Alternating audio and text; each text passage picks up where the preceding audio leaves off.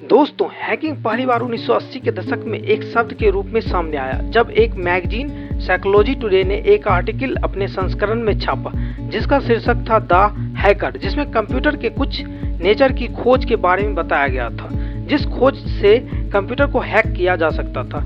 इसके 2 साल बाद 1982 में 2 हॉलीवुड फिल्में आई, ट्रॉन और वार गेम्स, जिसमें कंप्यूटर में हैकिंग दिखाया गया, जिसके कारण हैकिंग और लोकप्रिय हो गया। इस फिल्म के कुछ दिनों बाद ही एक लड़का अपने कुछ दोस्तों के साथ मिलकर लॉस एलोमोस नेशनल लेबोरेटरी अमेरिका में और सेक्रेटरी पैसिफिक बैंक जैसे प्रमुख संगठनों के कंप्यूटर सिस्टम को हैक कर लिया।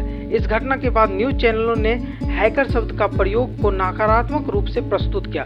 इस घटना के बाद कई देशों के सरकारों ने साइबर क्राइम को लेकर कई कानून बनाए, लेकिन इससे कॉरपोरेट और सरकारी प्रणालियों पर हाई प्रोफाइल हैकिंग की संख्या नहीं रुकी।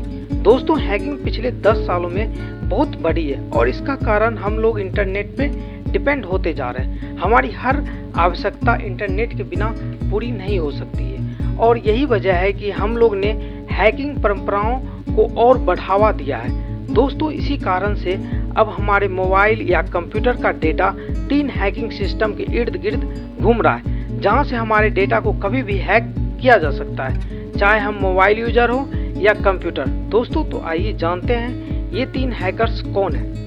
दोस्तों, नंबर 1 पे है ब्लैक हैट हैकिंग। दोस्तों, हैकिंग की दुनिया में सबसे खतरनाक ब्लैक हैट हैकर्स ही होते हैं। ये आपके मोबाइल या कंप्यूटर सिस्टम के सॉफ्टवेयर को हैक करके आपकी फाइनेंशियल जानकारी इकट्ठा कर सकता है और पल भर में आपके बैंक अकाउंट को खाली कर सकता है। दोस्तों, ब्लैक हैट हैकर ऐसे अपराधी होते हैं जो दूसरे देश में बैठकर किसी भी देश के बड़ी कंपनियों को अपना निशाना बना सकते हैं। पैसों के लालच में ये लोग कभी कभी देश के मुख्य विभाग जैसे बैंक या किसी भी मुख्य ऑर्गेनाइजेशन के कंप्यूटर सिस्टम को हैक करके पैसे की डिमांड करते हैं और पैसा ना देने पर उसके डेटा को डिलीट करने की धमकी देते हैं। दोस्तों, ब्लैक हैट हैकिंग समस्या वैश्विक है जिसे रोकना बेहद मुश्किल है। दोस्तों, साइबर पुलिस के लिए सबसे बड़ी चुनौती यह है कि हैकर अक्सर बहुत कम सबूत छोड़ते हैं। इसकी सबसे बड़ी वजह है ये लोग चोरी किए गए कंप्यूटर या लैपटॉप का इस्तेमाल करते हैं। दोस्तों, अगर आप अपना मोबाइल या कंप्यूटर ब्लैक हैट हैकर के हमले से बचाना चाहते हैं तो आप अपने कंप्यूटर का फायरवॉल चालू रखें, अच्छे एंटीवायरस ही अपने कंप्यूटर में रखें। दोस्तों, और अपने मोबाइल फ़ोन को हैकर से बचाने के लिए कभी भी अननोन सोर्स से कोई भी एप्लीकेशन डाउनलोड ना करें और मुख्य ऐप जैसे बैंकिंग ऐप को अप टू डेट करते रहें। इससे आप अपने मोबाइल या कंप्यूटर के हैकिंग के खतरों को कम कर सकते हैं। दोस्तों, नंबर 2 पे है व्हाइट हैट हैकर।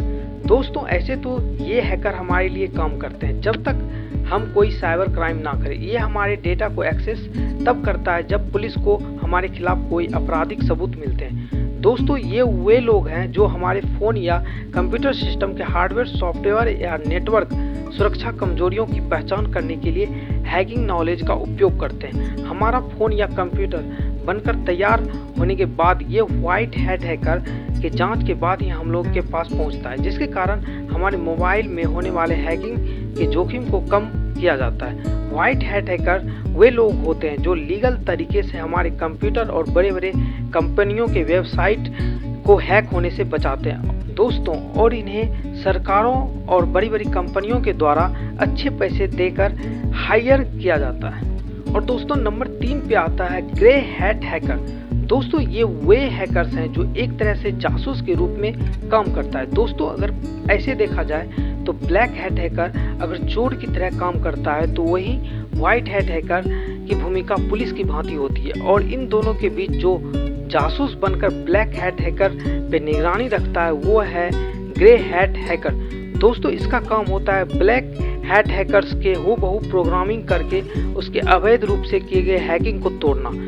दोस्तों, अगर ब्लैक हैट हैकर के द्वारा अगर कोई डेटा को डिलीट कर दिया गया है या उस डेटा को हैक कर लिया गया है तो उसे रिकवर करना और उसे बचाना ये ग्रे हैट हैकर का काम होता है।